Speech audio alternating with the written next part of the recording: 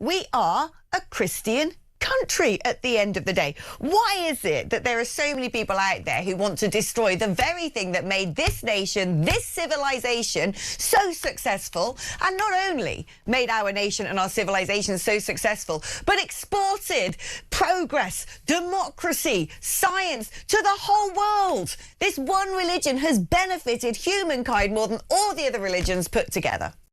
Who is a bigger threat to America today? Radical Islamists or Trump supporters and MAGA? Trump supporter and MAGA. Right, why do you say Trump supporters? Just feeling ignorance and hate. What you don't see by radical Islamists? I mean, anything radical is not good in a sense, where if you're spewing hate and violence, but it's yeah. Yeah. In solidarity with radical Islamists that you think are not as much of a threat to the country as Trump supporters, would you look at the camera and say in solidarity, Allahu Akbar? Allahu Akbar. Okay. And would you say make America great again in solidarity with the Trump supporters? No. No, I'm sorry, I would not. Saudi Arabia was the only state fully governed by Sharia law, but after Iran's 1979 Islamic Revolution, the country introduced a strict Sharia-based legal code too, and that was soon followed by Pakistan, Afghanistan and Sudan, and since then, more Muslim states have joined the fray. In 2014, Brunei brought its own version of Sharia law into effect, and then in 2019, it introduced stoning as punishment for gay sex and adultery. Under Sharia law, men can have up to 4 wives, but women are only allowed 1 husband. They also have far fewer rights when it comes to divorce, and even if they manage to leave, they often lose custody of their children once the kids turn 7. So it's no surprise that women end up being punished for adultery far more often than men. As the new Islamic Republic strengthened its control during 1979 and 1980, rules about women's clothing became stricter and stricter. By 1981, the government had made its position completely clear. Women were not allowed to appear in public spaces without an Islamic covering. Women quickly learned that even small details could lead to punishment. Officials inspected how much hair was visible under a headscarf, whether a coat was long enough, and whether clothing was considered too tight. Makeup could also be criticized if it were seen as drawing too much attention. Women who violated the rules could face fines, detention, or corporal punishment, such as lashes under certain circumstances. The changes didn't stop at clothing. Universities, offices, and many public institutions introduced gender segregation policies. Classrooms and dormitories separated men and women. In some workplaces, men and women were placed in different offices or shifts. Public spaces, such as beaches and sports facilities, were also divided by gender. Court testimony rules also changed. In certain types of cases, the testimony of a woman carried less legal weight than that of a man. In some situations, 2 female witnesses were required to equal the testimony of 1 male witness. This legal standard had serious consequences in cases involving crime, property disputes, and family matters. Together, these changes reshaped everyday life for women across Iran. After that, the new Islamic government moved quickly to remove anyone it considered a threat. Political parties, student organizations, left-wing groups, and critics of the new regime were suddenly treated as enemies of the state. Former inmates later described beatings with cables or sticks, long periods of sleep deprivation, and constant threats against family members. Some prisoners were forced to listen to the screams of other detainees during interrogation sessions as a form of psychological pressure. Female prisoners accused of political crimes faced long sentences and, in some cases, execution.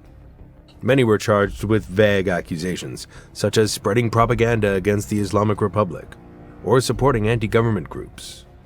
Trials often lasted only a few minutes in revolutionary courts. Defendants rarely had lawyers, and verdicts were usually decided in advance. Some women received prison sentences of 10 or 15 years, while others were sent directly to execution. The Taliban moved quickly to control every part of daily life. They set up their own Islamic courts almost immediately. These courts had no lawyers, no appeals, and no written law that people could study. Judges were Taliban clerics who answered only to their leaders. Decisions were made quickly and carried out on the same day. There was no room to question or defend oneself. The Taliban banned music, television, movies, photography, and most forms of art. Weddings were silenced. Radios were smashed. Kite flying was banned. Girls' schools were shut down across the country, and women were barred from working outside the home. Women were ordered to wear a burqa at all times. Men were forced to grow long beards, and those who shaved were beaten or jailed. Taliban vice police patrolled the streets with whips and sticks, stopping people to check clothing, hair, and behavior. The introduction of Sharia-inspired regulation began after the fall of President Suharto. Suharto stepped down in 1998. Soon, the parliament discussed about a law to decentralize power in Indonesia. Thus, by 2001, it began the introduction of the Sharia-inspired regulation in West Sumatra. That was the first one.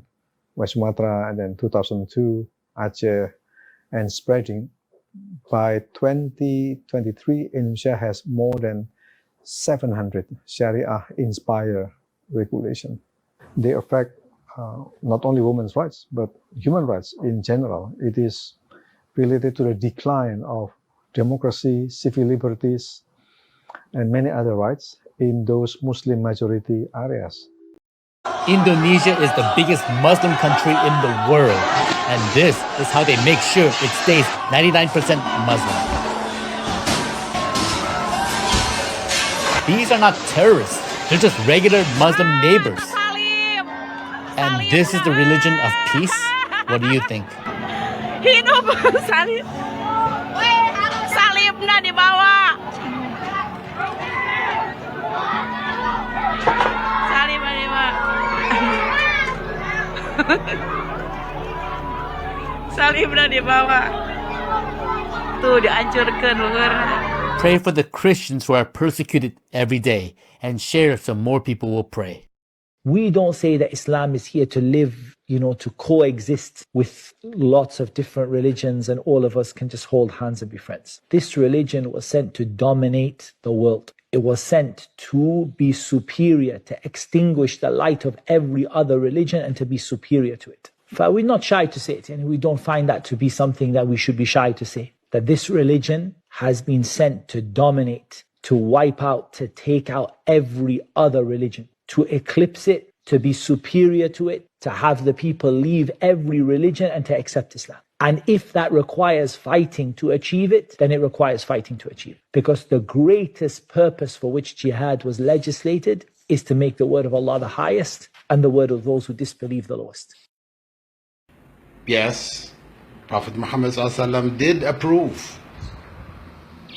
He did approve of female circumcision in Medina when it was presented to him, but he limited it to only a nick which would not affect the woman's ability to enjoy the blessing of sexual relations in marriage any more than it would affect a male when he is circumcised.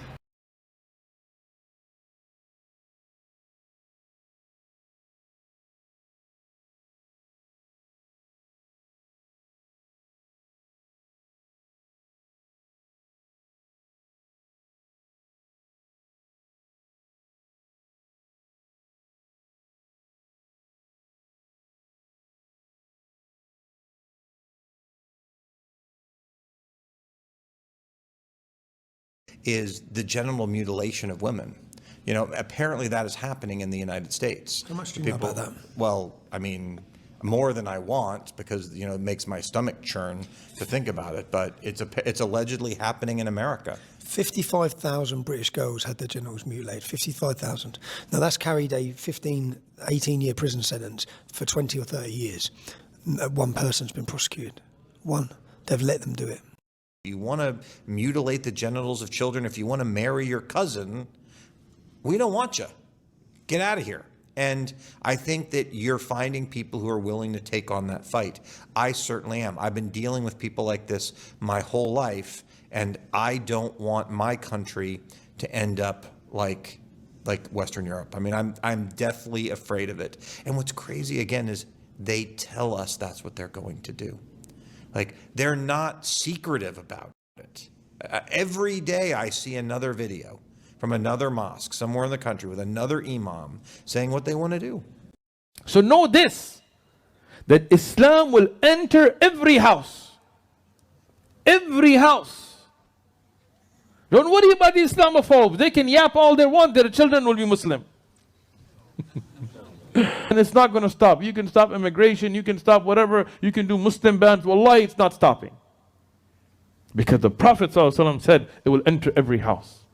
You know, when you're at the park, somebody talks, hey, you believe in that Islam that be chopping off hands? Yeah, I do. I think it's better than what you believe in. And you're not stealing something small, it's more than a 1/4 of a gold dinar and thing. You're just stealing because you want to cause corruption and this and that. Chop off a hand in public. Let me see somebody rob you again. You could be from my enemy tribe, you could be from somebody I hate, but if you're a mu'min, if you're a Muslim, you are my brother, you are beloved to me. You could be my own father. If you fight Islam, I will fight you. This is the way a Muslim has to be. Today you see, and I'm not trying to mention any names, and I'm not trying to, I'm not a drama queen, I'm not trying to bring up any kind of drama here, but you see major figures in the Islamic community trying to water down Islamic concepts, right? Like, oh, the Sharia punishments were for that time. Who can it? Norway. If the Sahaba went to Norway, they would love it. They would migrate. I don't know. They would just be like, who needs Sharia? You have Norway. Like what? Like you think Allah subhanahu wa ta'ala didn't know about the time and place that's gonna come? Like, the Sharia is the Sharia. We believe in it. The hudud are hudud. We stand by them. We're not afraid of. We're not ashamed. We don't apologize. We don't water anything down. We don't compromise. None of that. About what are we going to do? They are clearly interested in conquest. It is all part of their holy books. They want to destroy you if you do not assimilate to Islam. Period. And again, let me give you one more. Don't take my word for it. I'm just a silly little privileged American, right? What do I know about the Islamic community? Well, once again, they are playing the long game according to them. 5 years from now, we will have 4,000 journalists, 4,000 filmmakers, 4,000 lawyers, 4,000 political scientists and analysts, and 4,000 students of history that can be teachers of history. In 12 years, if we are consistent, the Muslim community will have 50,000 of each. In the year 2050, imagine, the Muslim community will have 100,000 of each. Then we will tell our own story.